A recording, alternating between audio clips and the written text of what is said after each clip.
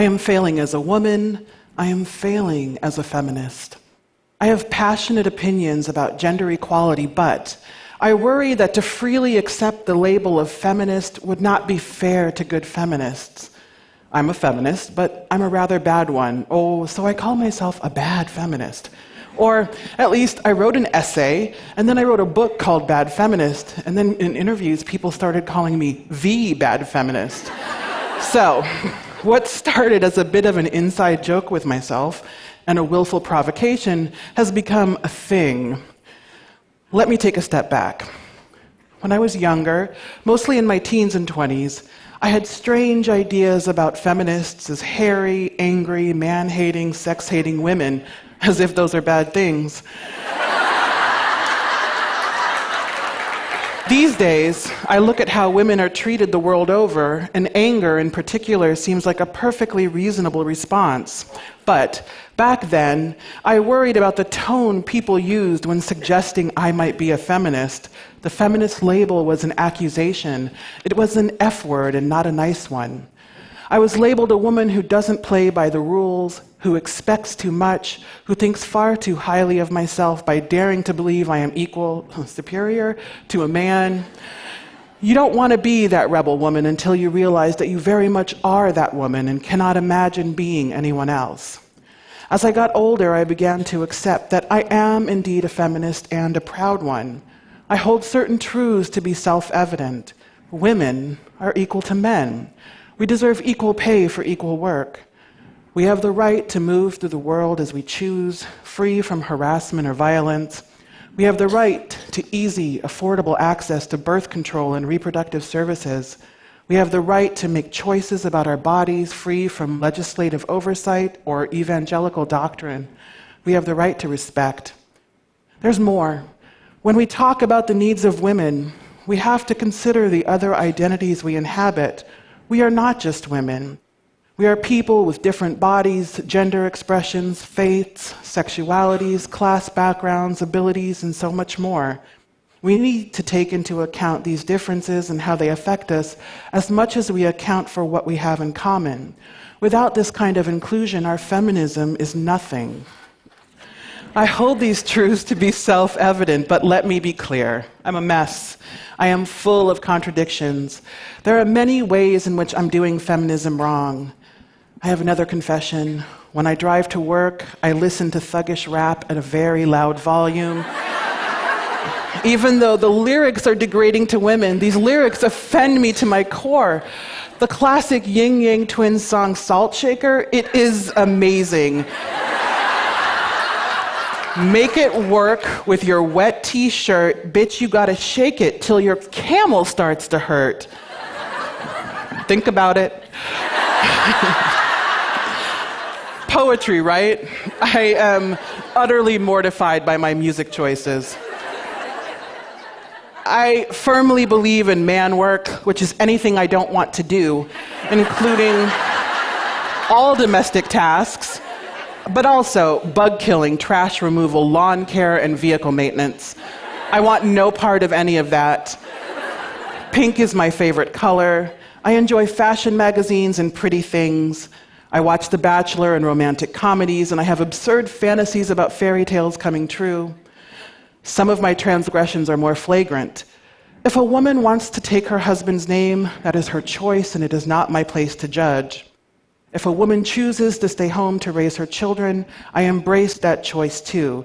The problem is not that she makes herself economically vulnerable in that choice. The problem is that our society is set up to make women economically vulnerable when they choose. Let's deal with that.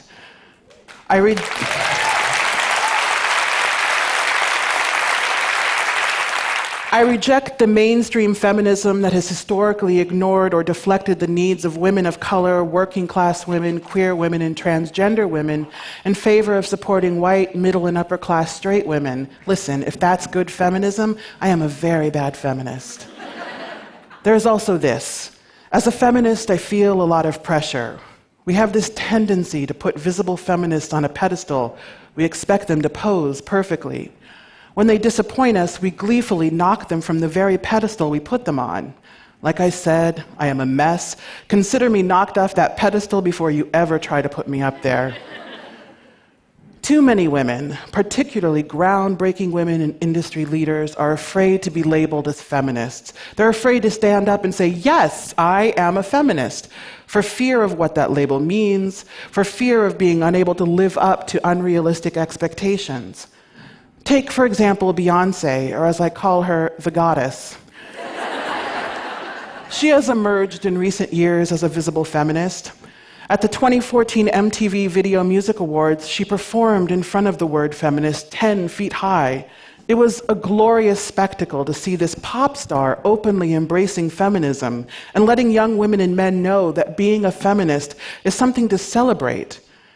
As the moment faded, cultural critics began endlessly debating whether or not Beyoncé was indeed a feminist.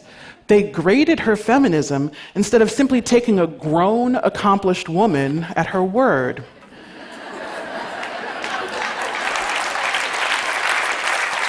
We demand perfection from feminists because we are still fighting for so much, we want so much, we need so damn much.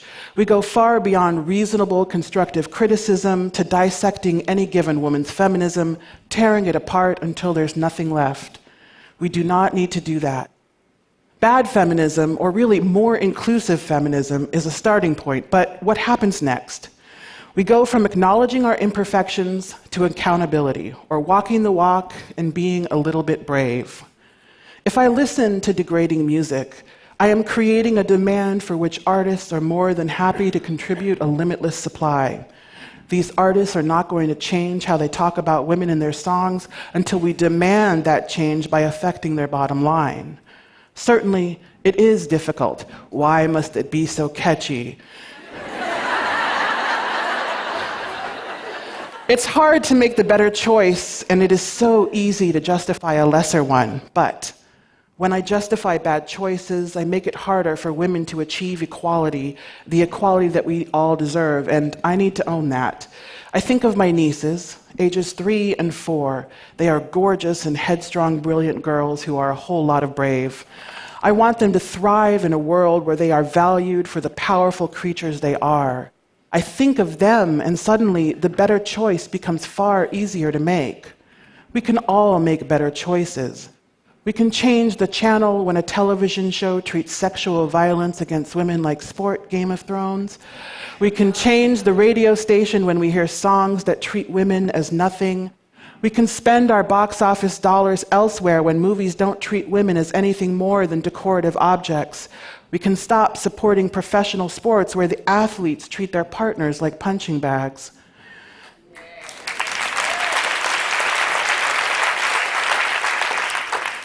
In other ways, men, and especially straight white men, can say, no, I will not publish with your magazine or participate in your project or otherwise work with you until you include a fair number of women, both as participants and decision makers.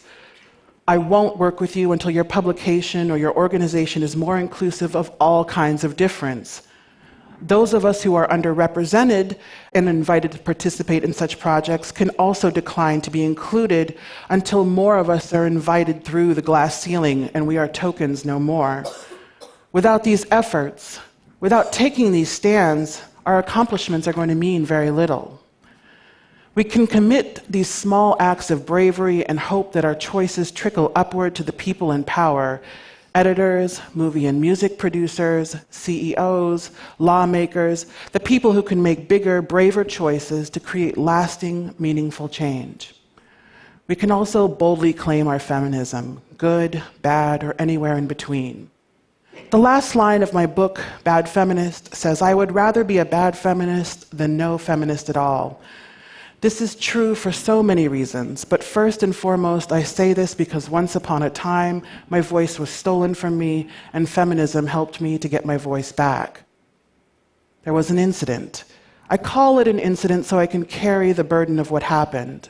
Some boys broke me when I was so young I did not know what boys can do to break a girl. They treated me like I was nothing. I began to believe I was nothing. They stole my voice, and in the after, I did not dare to believe that anything I might say could matter. But I had writing, And there I wrote myself back together. I wrote myself toward a stronger version of myself. I read the words of women who might understand a story like mine, and women who looked like me and understood what it was like to move through the world with brown skin. I read the words of women who showed me I was not nothing.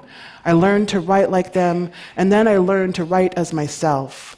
I found my voice again, and I started to believe that my voice is powerful beyond measure.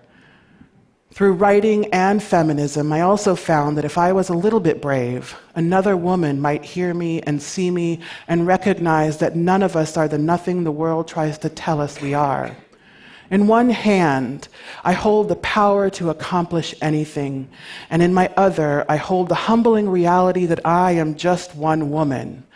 I am a bad feminist. I am a good woman.